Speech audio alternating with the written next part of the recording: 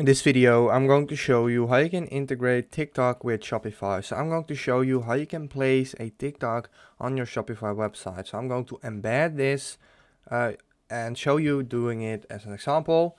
This is my website right now. You want to go to customize on your theme. Once you're here, you want to go down and hit add section and go to custom liquid.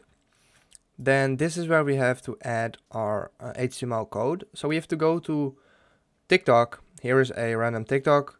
And what you want to do then, you want to hit the share button right here, embed, copy code, go back to Shopify and paste in the code right here.